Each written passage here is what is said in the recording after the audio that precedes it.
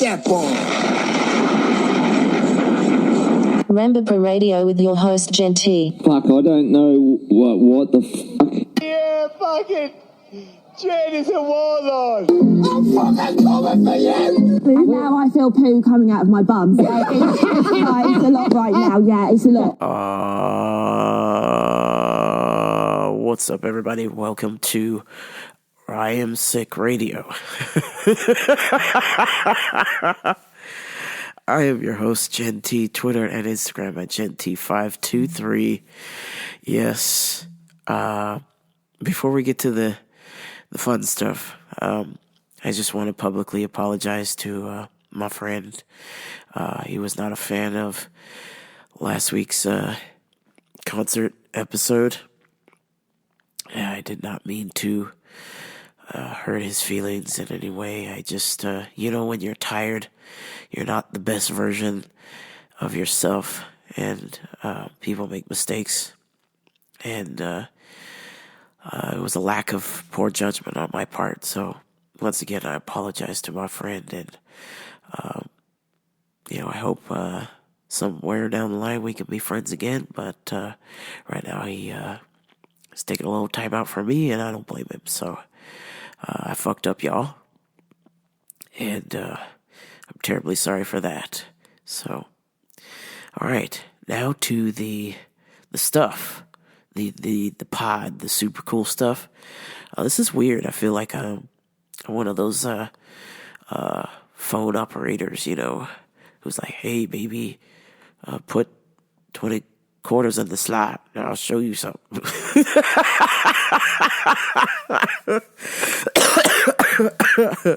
Dear God, you're going to be hearing a lot of that. If Sweet Brown can help me out. I've got bronchitis. And I ran out. I didn't grab no shoes or nothing, Jesus. I ran for my life. And then the smoke got me. I got bronchitis. I got time for that. Yo, that's me right now. Lord Jesus, it's a fire. I got bronchitis. I got time for that. You got good time for that? Ain't nobody got time for that. I ran for my life. Oh, shit. Oh, Lord Jesus, it's a fire. I didn't grab no shoes or nothing, Jesus. I ran for my life. And then the smoke got me. I got bronchitis.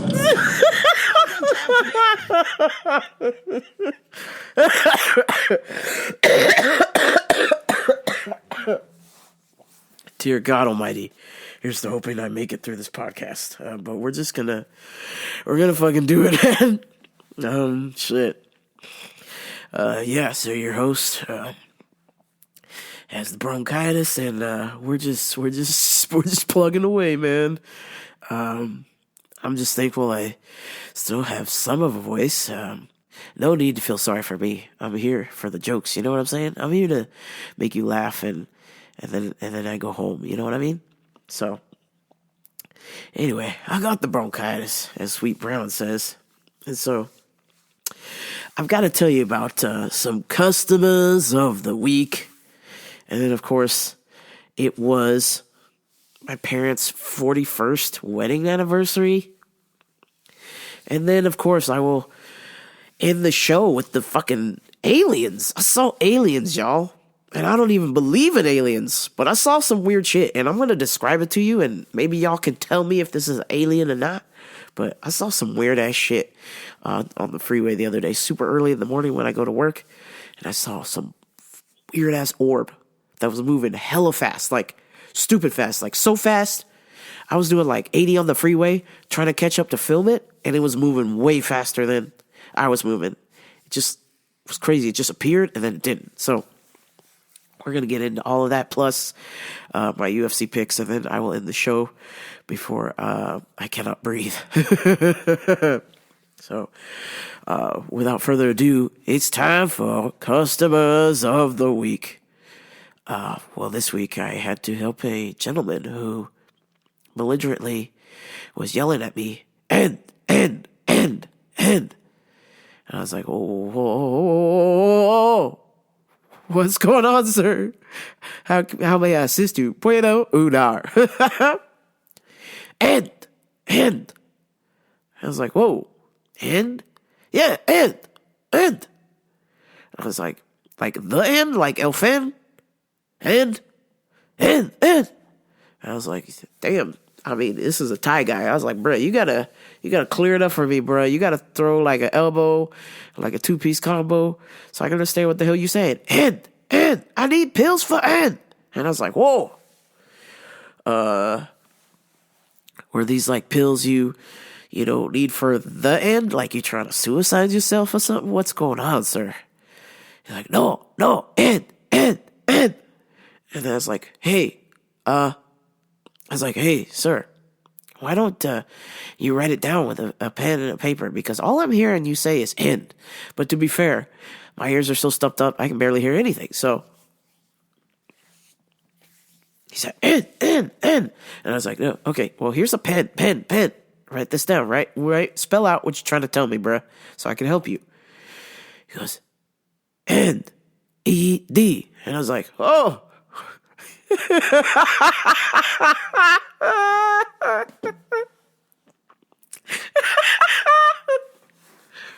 And I was like, oh, not the end. E-D. Ed. Is your name Ed? He goes, no, I need pills for Ed.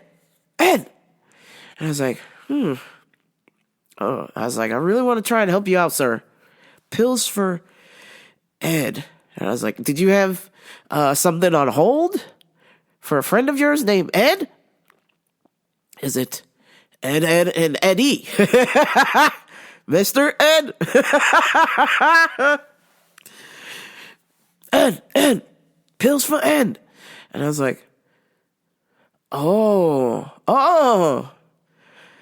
Pills for E.D. And then I thought about it, and I was like, oh, wait a minute, player. You need pills for E.D.? I said, you're asking the wrong person. I is a managed lady, but I don't know about erectile dysfunction, sir. He said, yes, A-E-D, Ed, pills for E.D. And I was like, oh, no, player. Let me get you a male staffer, but I think because my voice is fucked up and my hairstyle, he thought I was a man. So he's like, no, tell me, best pill for Ed. I was like, dog, I don't, dog, I don't know what best pill for Ed is. I don't have Ed. Yo, this is crazy, man. He's like, no, you tell me, best pill for Ed. And I was like, hey man, let me try and get you a male staffer, because I don't have that problem. I don't have that anatomy to tell you what the best one is. I've never experienced Ed. He's like, no, you tell me. And I was like, wait 1 second, sir. So I go to check the schedule, and I was like, please God, let there be a male employee who knows about vitamins here. Check the schedule. No, nobody's here till noon, and it's fucking 9 a.m. And I was like, bitch, fucker. I was like, oh fuck. I said, there's nobody here. It's nothing but ladies here. Nobody's dude is here to tell me, hey bro, what's the best pill you use for your dick? He's like, Ed, pills for the Ed. I was like, oh God. Okay, so sir, I said, I don't have any male staffers until noon, so maybe you want to like call back or something, ask for somebody. No, you tell me best one for ED, Ed. And I was like, whew, damn. Oh shit, I said, oh man, hey, I as a lady, see, my badge says Jen, Jen. Yeah, pills for Ed. I was like, no, I'm Jen. Meaning, I as a lady, I don't know what the fuck you need, man. I don't have a dick. He's like, no. You recommend best one for Ed. I was like, oh shit, okay, player. So I just closed my eyes and pointed at one. I was like, here you go, player. God bless you. May your Ed end.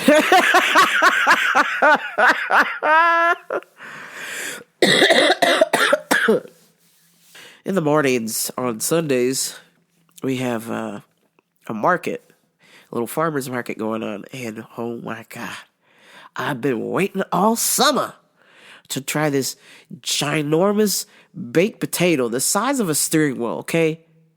$20, but it's the size of a steering wheel. And it's got whatever meat you want on there. Green onions, jalapeno, sour cream, cheese, butter. And then, of course, I pour some salsa on top because I'm a savage. Actually, no, I didn't even pour it on top. I drank the salsa. I was like, I need whatever filth is inside of my body to be purged. So I've been drinking nothing but salsa. And then eating my food. So before the market gets there, I'm like, ooh, it's time. I want to make sure I'm all freshened up, ready to go for the market, And so I made sure I drank enough water so I was nice and cleansed from the inside. So I had plenty of room for this massive, ginormous Papas El Guerrero baked potato. Okay, you can hire these guys to come do your wedding or a party or whatever. Papas El Guerrero will come and bring you giant baked potatoes. So I go to the restroom to get all freshened up for my papas, okay? Get all freshened up for my papas. And it sounds crazy. So I go to the restroom, and the largest human being I have ever seen comes walking out of the bathroom door, and I have to go pee really bad.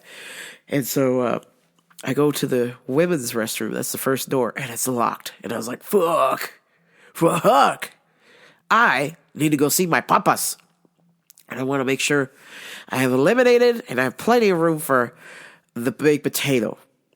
And I wanted to get all freshened up, before I see my papas. And so the women's restroom was locked. So I was like, all right, cool. Don't panic. Let's go to the men's because it's the exact same bathroom. I put my ear to the door, and it was like fucking Jurassic Park. All I heard was... And I was like, oh, fuck. And then so I just took a step back from the door, and then the fucking handle turned on slow, and it was my boy from another food truck out there, Aguas Campitas. And this motherfucker is a big ass dude. He tall, he rotund, he this guy, I don't know why he's doing a food truck. This guy should be a private security guard because he is ginormous. He looks extremely intimidating with his samurai bun, but he's the nicest guy. He's like, hey, how's it going? I'm like, oh, Aguas Campitas. Hey, man. Hey, how you doing? And I didn't let the door close, so I snuck behind him. I said, hey, bro, I got to use your facilities. This lady's taking too long. I got to go pee. And he goes, I totally understand. A toilet's a toilet. And I was like, yeah. And I step in the bathroom. And as I turn, I see the sink. Now, I'm not saying it was my boy. Could have been somebody else because there were a lot of people going in and out of that bathroom. But when I look at the sink, I see chunks of shit in the sink. And I go, and then I was like, oh no, the door. And the door locked, and I was like, fuck. I was like, shit. And I was like, okay, we can do this. There's just shit in the sink. This is totally doable, okay? We could just tiptoe our way to the toilet and use the toilet and just wash our hands in the ladies' restroom. Not a problem. I turned to the toilet, and then to my surprise, somebody has shit all over the wall, all over the toilet, all over the floor, and then proceeded to wipe it up. They attempted to wipe it up, but it was the most half-assed attempt because then the shit was just smeared everywhere. And then I went, oh fuck, I gotta get out of this bathroom. And without even thinking, I went to go grab the door handle and I went, wait, don't touch that. There's probably shit on that handle. So I was like, fuck. And then I was like, my shoes. And I started hopping around like a fucking bunny. I was like, oh, Jesus Christ, there's shit on the floor. My fucking trainers. But trainers, I love these shoes so much. I'm gonna have to burn these motherfuckers. I got as much paper towels as humanly possible. And I made myself I made myself a brown paper towel brick road to get out of the bathroom. So goodbye, brown brick road, with the dark clouds inside of the house. I'm going back to my cloud. Back to the Hollywood house. And all of it moves down. Oh, I found the sign of my future now beyond the brown paper towel road.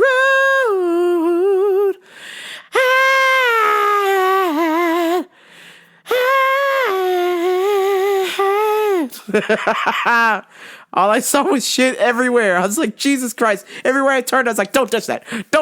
Watch your feet. Don't touch that. I was like, fuck. I gotta get out of this bathroom. So I threw all the paper towels that I could down on the ground. And then I tiptoed over onto the paper towels. And then I got to the door handle and I was like, fuck. Okay. How do I do this? I've gotta use one of the paper towels to grab the door handle to get myself out of here. But it's not just any door handle. This is a biometric lock, okay? So this shit is hard. It doesn't just plop open.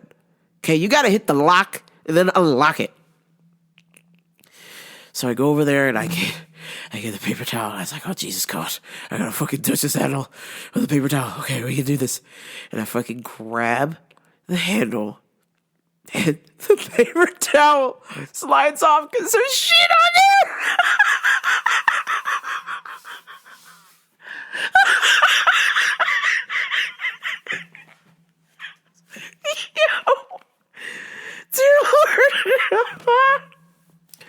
I was like, holy fucking shit.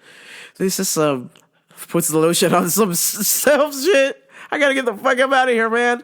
I flung that door open. And then I immediately, thinking as a course of action, I said, wait, I can't walk in the hallway because there's a line of people in the hallway waiting for this bathroom. If I walk out and then they walk in, they're going to think I shit all over the bathroom. So I'm like, fuck. Quick thinking. So there's two doors you can try. There's to slide into the bathroom and hide some more, or there's a second door that leads to our kitchen that's open. And so I was like, fuck, what do I do? I was like, I'm going to take a chance and I'm going to sneak over to the kitchen. So I go to the first door, which is the women's bathroom. I check, it's unlocked, but I'm like, okay, we can do this. So I tiptoe over. I see there's nobody in the hallway. I was like, run. So I just run. And I make it to the kitchen door. And as I'm closing it, I see this dude walk by. And then he knocks on the door. He goes, hey. And I was like, yes, sir. He goes, what's the code to the men's bathroom? And I was like, oh, God, you don't want to go in there, my guy. And I was like, it's this number here. But, if the men's bathroom is locked, you can go in the women's bathroom. It's the exact same thing. He goes, oh, okay. So I gave him the code, and then I slowly closed the door, but I just stuck my head out just to see where he would go. And he went into the women's bathroom, and I was like, thank God. Jesus Christ.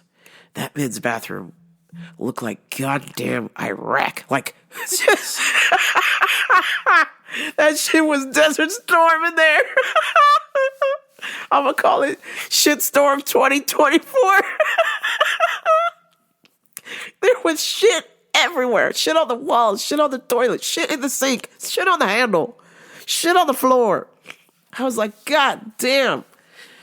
Oh my God. Y'all cured me from using the men's bathroom for like a month. I swear to God. I cannot go in there. Jesus Christ, that was terrible. Some current events. Well, it was my parents' 41st wedding anniversary. And so, in good fashion, I have to give my dad a hard time. So I pulled up to their house, and I was bumping this custom Jamaican tune because, my dad doesn't like reggae because they're always thinking about how marijuanas and money and ladies, and my dad's a conservative Christian. He likes Christian reggae. So I found him some Christian reggae, and man, he was not having it. Let me see what I said, Dad, they remixed this Christian song you like, and they made it reggae style, and it's kind of cool. Just check it out. And he goes, well, Jenny, let's hit it. So I played for him, and he gets pissed. Blood, under the blood, me say me under the blood. Jesus cover me under the blood. Under the blood, me say me under the blood. Jesus cover me under the blood. I was like, Dad, Jesus covered me under the blood. That Jesus me take up. How when me feel like me under the blood. Put the blood on me face just like a makeup. In the morning when me wake up. And the blood that Jesus me take up. My dad's eyes got the size of dinner plates. He said, Jenny, turn this off. This is terrible. And I said, Jesus, come again. Under the blood. So you can imagine me blasting this in front of all the neighbors. My dad's like, Jenny, turn that down. And I was like, no, Dad. It sounds better when you turn it up. Fighting against streets of rebel enemy. The world Satan and myself against me.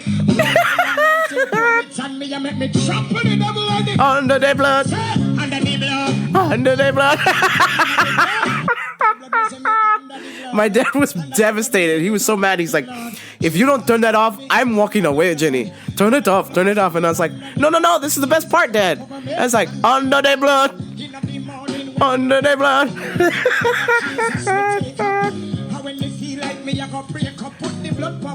See, Christian music is cool, man.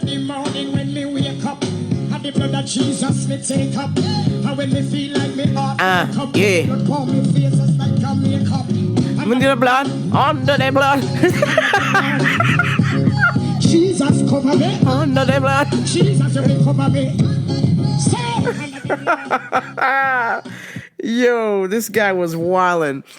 My dad was like, Jenny, that is terrible. That is not in the name of Jesus. That is awful. Turn that off.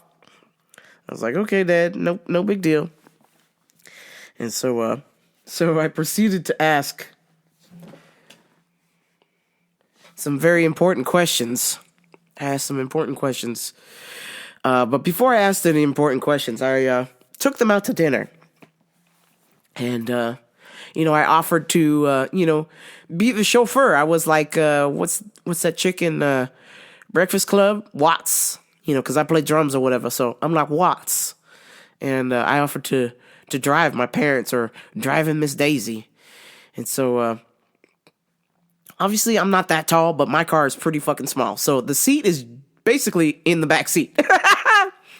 And so my mom was already in the front seat, and she's got bad legs, so her seat's all the way back as well. And so my dad's a short guy, and so he opens the door, and he starts to get in the car. He goes, Jenny, why would you buy this car? It is too small. Look at my feet are stuck. I look back, and his tiny little size 8 feet are stuck in between the seat. Jenny, no, this car is too small.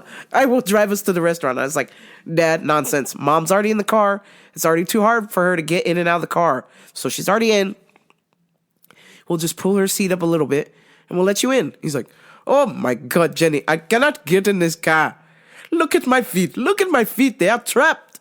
What if you have an accident? I will be a quadriplegic back here. I was like, Dad, the restaurant is a block away. Nothing's going to happen. The speed limit on that street is 25 miles an hour. It's going to be fine. We're not going to be near any speeders. We're good. He goes, oh my God, Jenny. Hurry, my legs are cramping. And then the best part was, we drove by one of our neighbor's house, and he left. This is my worst nightmare, okay? When you leave the trunk open and you're like unloading groceries and then you just forget to go back. So, and unfortunately, the part of San Bernardino that we live in is actually a nice part. The problem is there's a lot of homeless migrants who know that it's the nice part, so they come and they rob people. So I just could not drive by my neighbor's house. We drove by the first time, so I thought he was just unloading the groceries still. So I picked up my parents, and it was like 20 minutes of me playing that Under the Blood. And then once I got him in the car, we drove back, and neighbor's car was still, the trunk was still up. So I was like, And he's got the super duper expensive Mustang. You don't want to leave that unlocked. So I was like, I was like, Dad, go tell the neighbor his trunk is open. He goes, oh my God, Jenny, I cannot get out of this car. So he's trying to get out of the car. And so the neighbor's like sitting in his living room watching, like, who the fuck is this black guy in a fucking hunting vest stumbling out of a Corolla hatchback coming to my front porch? So, because that's my dad's thing. He likes to wear a hunting vest, even though I don't think he's ever been hunting before. So, my dad goes, hello, neighbor. Hello, your trunk is open. Thank you. And the neighbor goes, oh, man, good to see you. He's like, I appreciate you. He's like, you guys saved my life.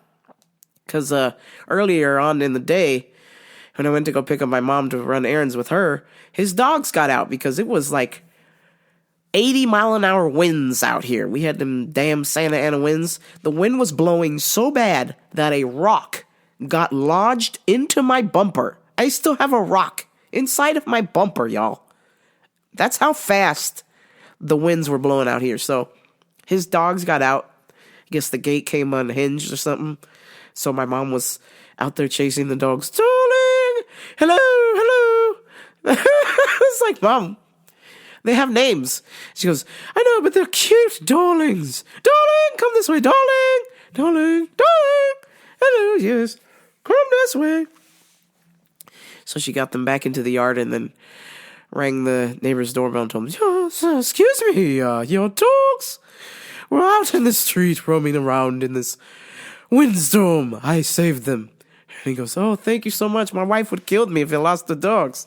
So when he came out again, he's like, oh, man, you guys saved me again.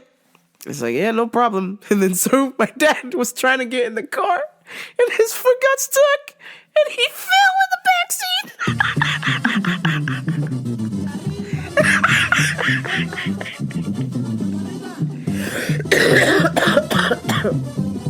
Oh, shit. God damn it, man. Oh, shit. He's like, Jenny, oh my God, my foot. And I was like, whoa, Dad, can I have you die on the way to your anniversary dinner? So then I popped out and I was like, Mom, you gotta move your seat just a little bit more. And of course, my mom's laughing the entire time. My dad's like so embarrassed. And the neighbor was like, are you okay? And I was like, yeah, I said, it's a small car. He's like, she should have never bought this car. I told her not to buy this car. It is small. And I was like, well, it works for me, Dad. So, and there ain't nobody else around. It's just me. So it works just fine. He's like, He's like, you need to finish paying this off and sell it. It is not good. And I was like, oh, I think I know who's gonna buy it next.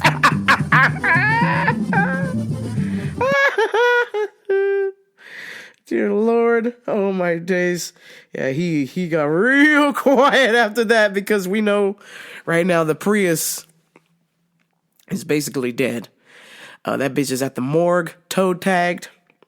And, quite frankly, we discussed this at dinner. I said, Dad, I said, all those times, I said, from September 13, 2024 to April of 2018, how many times when you saw me, you would tell me, that God is no good. You got to get rid of that God. It is no good. And at the time, it had 80,000 miles, which for a Toyota, you're just barely breaking in the car in. And of course, the original owner was my mom. So I know that it got serviced. My mom babied it. She never sped. Just took super good care of this car. And so he was like, Jenny, that car is not good. It's not reliable. It is old. You must get something new. And I always told him, I was like, hey, man, cut the check. Two N's. Jenn. 2 N's in the check. So, but he never did until finally September 13th, 2024. He said, enough's enough. So, but I've always said, I was like, dude, both me and my mom, nothing's wrong with it. You just got to put a lot of oil in it. So it just burns a lot of oil. And so, that car got me to Vegas and back more than 4 times. Let's see, 2018, 2019, 2021. I don't think I went in 2020. Yeah, no, I didn't go. I don't think I went. Yeah, no, I didn't go in 2020. 22, 23, 24. So, shit, that's 2018, 2019, 21, 22, 23, 24. That's 6 times, man. I've been shortcutting my Prius. That thing got me to Vegas 6 times. There and back. No troubles, nothing, no problems. Just put oil in it. She ran like a champ. And so, I said, did you ever think, Dad, that maybe you might have jinxed yourself? That the Prius heard you? You shit-talked my Prius for a long, long time. You said it was unreliable. And then how is it the day you buy my Prius, it breaks down? I don't understand. The Prius was like, wait, this is the guy that been shit-talking me for the last fucking 6 years? Watch this. Hold my beer. Hybrid battery. Die. Head engine gasket. Explode. Yo, I was like, my guy, you jinxed yourself. I'm just saying. He's real silent. He's like, He's like, Jenny, you will see. I am going to have the mechanic tow it to me and I will fix it myself. I was like, oh no, here we go again with them broken down car dreams. Them project cars. I was like, man, just let a professional fix it or just total that junk. It's done, man. It's over. It's over. And he's like, you'll see, Jenny, I will bring the Prius back to life. You will see. I'm like, okay, Blair. I was like, or you could have just used the money that you're about to waste and go buy a new car. I was like, damn, son. So, honestly, I think the Prius's feelings were hurt by my dad disrespecting the car for so long. And then once it realized that my dad was the new owner, he's like, yep, it's quitting time. So we get to the restaurant, and it is my favorite. It's my parents' favorite Italian restaurant. It's called Nonna's, which is Italian for grandmas. And this place is pretty spectacular because it's super, super quiet, dimly lit. They got old time music going on. They got the game on there on one TV, but for the most part, it's quiet. Like max capacity is like 20 people in there. So my dad's like, look it. This is beautiful. Listen how quiet it is. You can hear the music. He's like, unlike that other place you and mom like to go all the time. The Roadhouse Day, Texas. Terrible place, terrible. And we just started laughing. I was like, my guy. I was like, it's not that bad. I was like, the food's good. He's like, it's too loud. Too loud? Why is the restaurant too loud? And I was like, wait a minute. I was like, what's going on? Why are you afraid of loud things? What has happened in your childhood? Show me where on the doll that you experienced some kind of trauma. He's like, Jenny, please, not at dinner. I was like, okay. I was like, because I don't know nobody who's afraid of loud sounds. I was like, even at church, if open their blood, if that gets too loud, my dad will leave. Like, he hates it when church, they don't do the audio levels just right. That he'll leave. He's like, Jenny, I want to praise the Lord, but it is too loud. I'm going home. So he's weird about sounds. So I was taking his mind off of the the loudness of Texas Roadhouse, even though we were at Nona's for some delicious homemade Italian food. So I started showing them whereabouts I'm thinking about staying for the London trip for the Oasis concert, you know. Oh, baby, you gotta be the one that saves me. A concert. And so I'm super excited. I keep doing all this research. I'm making little videos and stuff about London and sights to be seen, and Scotland, you know, and Ireland and Wales. And I was like, see, Dad, I'm going to go here. And then I'm going to go here. Isn't that cool? And he goes, Jenny, listen to me. You should not go to London. And I was like, huh? I was like, dog, what? He goes, yes, Jenny, you cannot go to London. And I was like, why not? I said, I already know that I got to fill out that special visa thing to get permission to go. He goes, no, Jenny, no, that's not what I'm talking about. He's like, London, they don't like black people. And I was like, oh.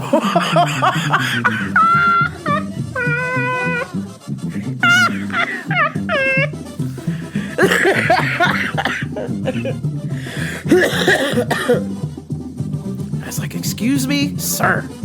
He's like, Jenny, London is racist.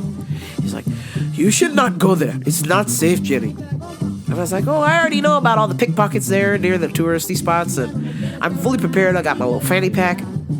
I got my secret spots. And, you know, I won't really be carrying any money because most places don't take money over there. It's all card. He goes, Jenny, that's not what I'm saying.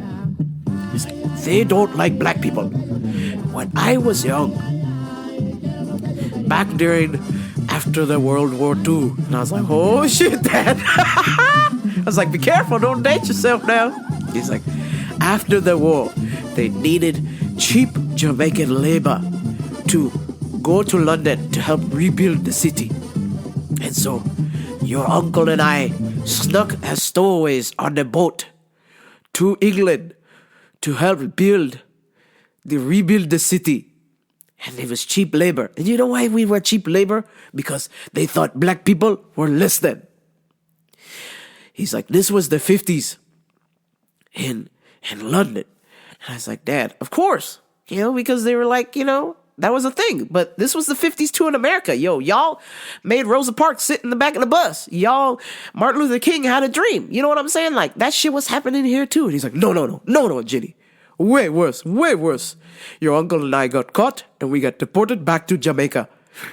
And he's like, they are racist. They want cheap labor and then we cannot stay there. They don't want black people there. He's like, you should not go there. It is not safe for your kind. And I was like, oh, okay. Here we go, Wakanda. T'Challa. I was like, bro, what in the name of Zeus's butthole are you talking about? Seriously. He's like, Jenny, they are racist there. They don't like black people. And I said, I know that. They're racist everywhere. He said, but I'm not going to let that stop me for taking the trip of a lifetime. He goes, nonsense, Jenny. He's like, you will see. You will go there and you're going to get into trouble. I pray you do not have trouble, but you will get into trouble. So I'm like, man. So after we, you know, finish our dinner, I'm just thinking, I'm like, man, my guy got me second guessing my trip. And I was like, nah. I was like, I'm going, man. You ain't gonna stop me. I don't care if they're racist there. I don't give a shit. I'm going with my friend, and I want to have fun. And I'm gonna go see fucking Oasis, and it's gonna be the concert of a lifetime for me, man. And I was like, there's nothing you can do to stop it. I said, Dad, I'm not gonna turn down the experience of a lifetime because of some racist, okay? Whoever this racist person is or whatever, I don't give a shit. Obviously, I didn't cuss at my dad because he gets very, very upset when I cuss. But I was like, dude, I don't care, man. If a racist was the reason I shouldn't go anywhere, well, then I would never leave my house, man. I said, I went to school with racists, man. People would carve swastikas on my locker, yo. I had a dude who was a white supremacist grab me by my backpack, fill up my backpack with mud, and then chuck my backpack on the roof. And he said, hey, go fetch, N-bomb. Okay? I was in the 3rd grade. 3rd grade. Okay? You want to know something else? I have pictures. Where we hung a suspicious looking dummy from the flagpole on senior day. Okay? I have pictures, and I'm like, whoa, that's kind of racist. When I look back, I was like, holy shit. But that was the school I went to. And you know what I did? I fucking stood my ground and I fought back. When this dude was like, hey, M-Bomb, give me your pencil. Takes my pencil and broke it in a bunch of pieces. I fucking love that Hulk Hogan pencil. That motherfucker broke my Hulk Hogan pencil, and I was like, this means war. That motherfucker broke my Hulk Hogan pencil, used to beat me up, until one day my mom said, you know what? This ain't about being a Christian. You protect yourself accordingly. I'm going to send you to some Kung Fu and some Muay Thai, and we're going to fight back. I said, you got full permission. My mom said, darling, you have full permission to defend yourself accordingly. And I was like, all right. So by the time 3rd grade rolls around and this motherfucker tried to fuck with my Hulk Hogan pencil, I kicked him right in the balls, bitch. And everybody high-fived me. He's like, hey, Nick. I went, sweet chin music. I went, I know you cute.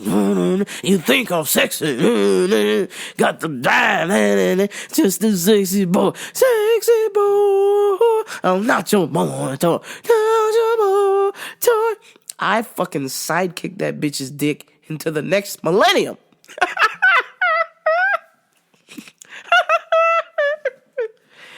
And damn it, it felt good. It felt good to see people's reaction like, holy shit. Man, because, you know, there was only a handful of black people, and most of the black people that were at this school, there was like, I want to say 6, and 3 of them worked for the school, so they weren't gonna, you know, these people weren't gonna fight the workers. And then 2 of them were twin boys that were over 6'6", so you're not gonna fucking bully some tall ass dudes in middle school. So I was the only one left. I was the shortest at the time, and I was chunky, so it was a fat M-Bomb, you know. And kids will say terrible things, you know, because they don't know any better. They have to be taught, hey, that's not cool.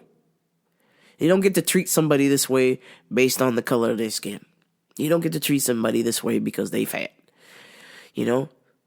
Kindness is magic. Kindness goes a long way. So, if anything else, I would say, with the exception of everybody else, for my story, that taught me, you know what? You gotta toughen up and you gotta fight these motherfuckers. Otherwise, they're gonna keep coming. And so once I started fighting back, all of a sudden, they wanted to be my friend. They're like, hey, Jim, you want to hang out? All of a sudden, this motherfucker could not leave my mom alone. We do school events, and he was like right next to her. He's like, oh, do you need a towel? Do you need a drink? Even when this dude graduated and went to Afghanistan, he sent my mom notes, man. He sent my mom letters. Okay? Still to this day, he respects my mom because my mom sat him down. She's like, look, I told her that if you were to attack her again, she would defend herself accordingly. And then she got to the bottom of it. She found out that this guy's mom divorced his dad, who was a Hell's Angel, and remarried a black guy. And what do we know about Hell's Angels? They don't like black people. So that might have been a problematic dinner. So my man was repeating what he was hearing from his pops, so we got that squared away. But so anyway, I just didn't want to be discouraged, and then I started to second guess myself and think about it. And then while I was at their house, we're chit chatting over some coffee and ice cream, and I started to play this video of one of my favorite travel blogs right now. This Australian guy named Spanion.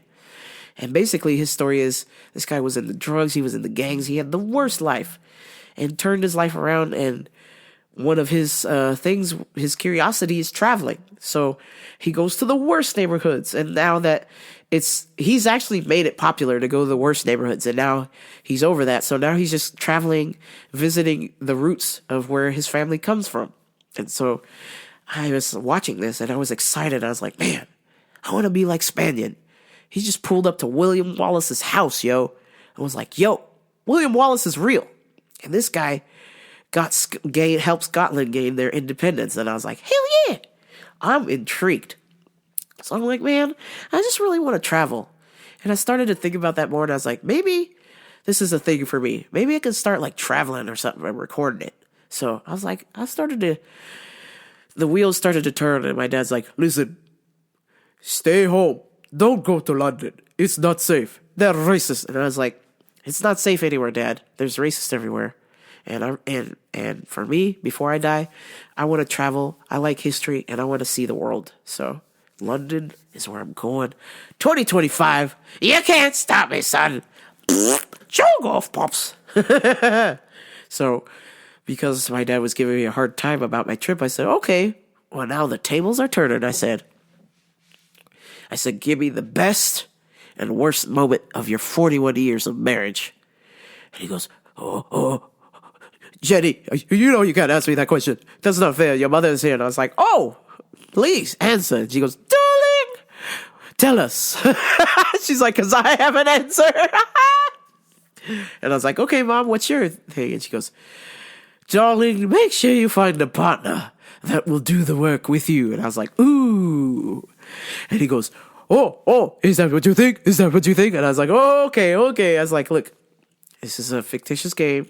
I need to get riled up. And I said, rather than let this turn negative, I said, tell me something that, that surprised you, or are you surprised that you made it 41 years? And he goes, Jenny, I am shocked. I made it 41 years. He said, but by the grace of God, we are here. And your mom and I are together. And I was like, okay, all right, player. So I was like, sounds like Mom needs another partner. She said she needs somebody to do the work. So I didn't want to stir the pot anymore, but I was impressed because it's like, okay, 41 years, y'all like each other, but you kind of don't like each other, but you make it work. So and I respect that. I just wish that, if my dad wasn't all weird about divorce and stuff, that, that maybe they would, and that maybe they find something that works for them, or maybe that's what works for them. I forget, that generation, they will stick out the misery, They're unhappy, miserable, shit talking to each other, don't care. My mom said, your father was up at 3 o'clock in the morning eating chips. And I said, honey, just pour the chips in a bowl so I don't have to hear the bag crumbling and opening. He's like, well, I'm hungry. I went to bed at 8 o'clock. I'm hungry.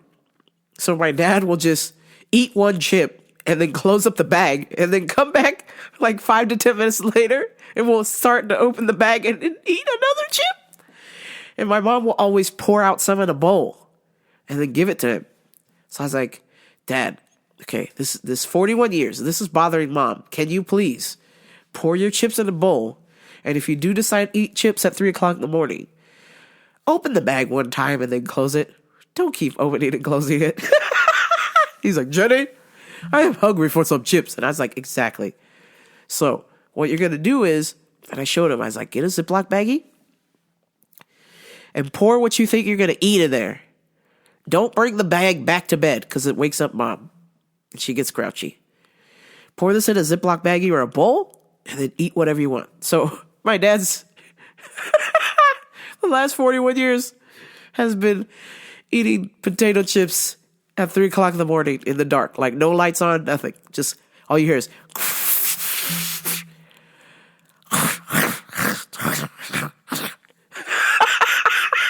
I'm surprised my mom hasn't murdered him when he sleeps. Holy shit. Unbelievable. Shout out to the parents. Happy 41 years of love and marriage, hate, great, struggling, succeeding, conquering. Love conquers all. Salute to the 41 years. Let's see what else we got here. Okay, so I should end this show before I go because I would like to lay down. My voice is dying, of course. But before I go, I saw, you're not going to believe this, y'all, okay? I'm going to say this. This might be controversial. I respect those who have seen aliens, who have worked at Los Alamos Lab or Area 51 or the Hills, Angela Hill's grandparents that allegedly got abducted or something. God bless you. I'm not saying it's a lie, but I don't believe in it. I don't think aliens exist. I don't think they're real. Because if it did, why haven't they come and fixed this shit, man? Why haven't the aliens sent us somebody cool? We got Kamala and Trump. That was the best you can do, aliens? Come on. That's how I know aliens don't exist, because they would have already fixed this election already. So anyway, I'm driving to work early Sunday morning, okay? Butt crack of dawn. And this always happens. Every now and then, I would say like every 6 months to a year, I will see these black, like, how can I describe this? This is kind of crazy. These black, they look like hot weather balloons, but I know they're not hot weather balloons because I never see the fire to fuel the balloon, you know? And hot air balloons, there we go, weather balloons. Hot air balloons, you know, you got to do the little flame to get them to move, right? But they don't move that fast, okay? I keep seeing every 6 months to a year, when I am driving south on the freeway, I look up toward the mountains that are south, because there's like little baby mountains, and then it opens up and the area is Moreno Valley, and then there's March Air Force Base, right? I see these black looking hot air balloons zooming. I mean, they're fucking moving, man. And there's no like little handle to do the flame, you know? So I'm like, oh shit, I don't think anybody on them hot air balloons. They just flying in the sky hella fast. So fast that every time I try to take a picture of these fucking things, I'm doing like 80 miles an hour trying to catch up. I can't get a good picture of these fucking things. And so I seen them again. And this is not the first time. I've seen them before. And, you know, I used to think it was bullshit because I'm like, man, I'm just seeing things. Or maybe Uncle Sam is testing out some kind of balloon, weather balloon or something. I don't know. But this can't be real because I don't believe in aliens. This ain't real. But then, right around, not the similar area, but in the high desert in Hesperia, a guy did get video of it. And the video I saw was exactly the same orbs that I saw flying to Moreno Valley. And I was like, man, what the fuck? Aliens can't exist because, A, nobody wants to go to Moreno Valley. Everybody avoids Moreno Valley at all costs. So I'm like, yo, wait a minute, these might be aliens because nobody's going to Moreno Valley.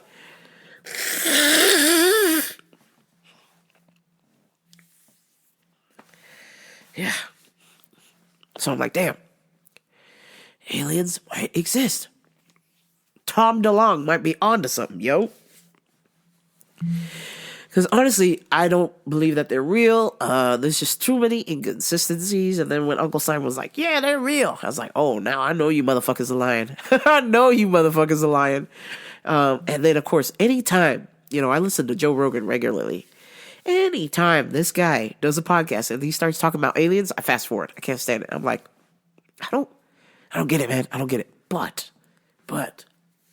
I know what I fucking saw.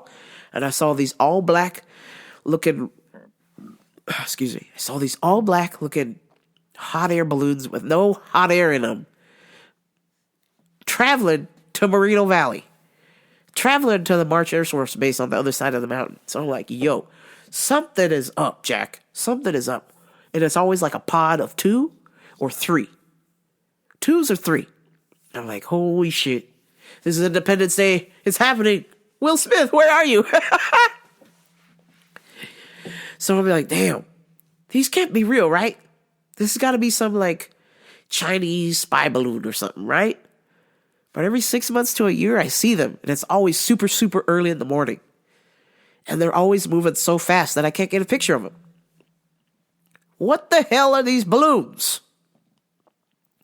Anyhow, you can let me know in the DMs, or if you see me on the street, tell me aliens don't exist. Tell me I'm correct, that this is just a figment of my imagination, even though I keep seeing this every 6 months to a year. And I read a whole separate news article about this, and the dude's pictures took the picture of the exact same thing that I saw. So I'm like, holy shit, something's up. So, aliens, if you're out there, hurry the fuck up.